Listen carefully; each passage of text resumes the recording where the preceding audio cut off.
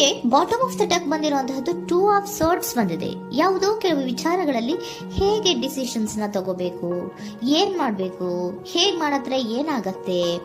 ಕೆಲವೊಬ್ಬರಿಗೆ 2 options ಗಳಿರುವಂತಹದ್ದು represent ಆಗ್ತಾ ಇದೆ, ಅಥವಾ ಕೆಲವೊಂದು ಆಪ್ಷನ್ಸ್ ಗಳು ನಿಮ್ಮಲ್ಲಿ ಇರುವಂತಹದ್ದು ರೆಪ್ರೆಸೆಂಟ್ ಆಗ್ತಾ ಇದೆ. ಸೊ ಅದಕ್ಕೆ ನಿಮ್ಗೆ ಸ್ವಲ್ಪ ಕಷ್ಟ ಆಗ್ತಾ ಇದೆ. ಕೆಲವೊಂದು ಡಿಸಿಷನ್ಸ್ ಗಳನ್ನ, ನಿರ್ಧಾರಗಳನ್ನ ಮಾಡೋದು ನಿಮ್ಗೆ ಸ್ವಲ್ಪ ಕಷ್ಟ ಆಗ್ತಾ ಇರುವಂತಹದ್ದು ಬಾಟಮ್ ಆಫ್ ದ ಡೆಕ್ ಅಲ್ಲಿ ರೆಪ್ರೆಸೆಂಟ್ ಆಗ್ತಾ ಇದೆ.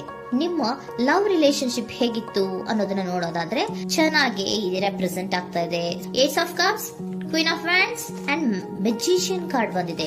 ನಿಮ್ಮ ಲವ್ ಲೈಫ್ ನ ವಿಚಾರವಾಗಿ ಯಾವುದೇ ರೀತಿಯ ಪಾಸ್ಟ್ ನಲ್ಲಿ ತೊಂದರೆ ಇದ್ದಿದ್ದು ರೆಪ್ರೆಸೆಂಟ್ ಆಗ್ತಾ ಇಲ್ಲ.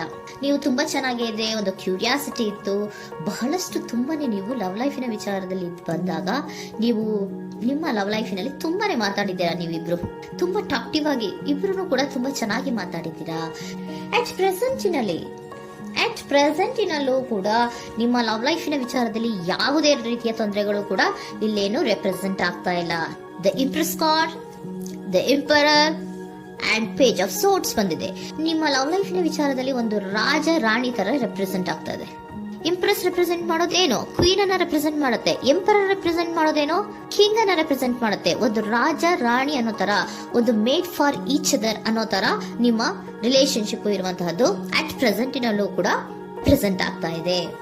ಈಗಲೂ ಕೂಡ ಚೆನ್ನಾಗೇನೆ ಮಾತಾಡ್ತಾ ಇರುವಂತದ್ದು ಕೂಡ ರೆಪ್ರೆಸೆಂಟ್ ಆಗ್ತಾ ಇದೆ. ನಿಮ್ಮ ಲವ್ ಲೈಫ್ ನ ವಿಚಾರದಲ್ಲಿ ನೀವಿಬ್ರು ಚೆನ್ನಾಗೇ ಇದ್ದೀರಾ, ಮೇಡ್ ಫಾರ್ ಈಚ್ ಅದರ್ಸ್ ಅಂತ ಅನ್ನೋ ತರ ಇದೆ. ನೀವು ಬಹಳ ಶಾಂತತೆಯಿಂದ ಇದ್ರೆ ಅವರು ತುಂಬಾ ಪ್ರಾಕ್ಟಿಕಲ್ ಆಗಿ ಯೋಚನೆ ಮಾಡ್ತಾರೆ. ನೀವು ಒಂದಕ್ಕೊಬ್ರಿಗೂ ಹೊಂದಾಣಿಕೆ ಅನ್ನೋದು ತುಂಬಾ ಚೆನ್ನಾಗಿದೆ.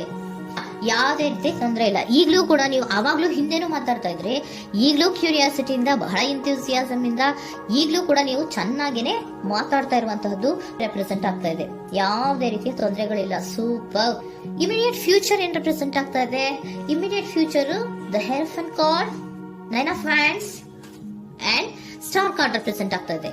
ಕೆಲವೊಬ್ರು ಲವ್ ರಿಲೇಶನ್ಶಿಪ್ ಅಲ್ಲಿ ಇರುವಂತಹ ಕೆಲವೊಬ್ರು ಮಾತ್ರ ಇಮಿಡಿಯೇಟ್ ಫ್ಯೂಚರ್ ನಲ್ಲಿ ಕೆಲವೊಬ್ರು ಮದುವೆಗಳಾಗುವಂತಹ ಸಾಧ್ಯತೆಗಳು ರೆಪ್ರೆಸೆಂಟ್ ಆಗ್ತಾ ಇದೆ.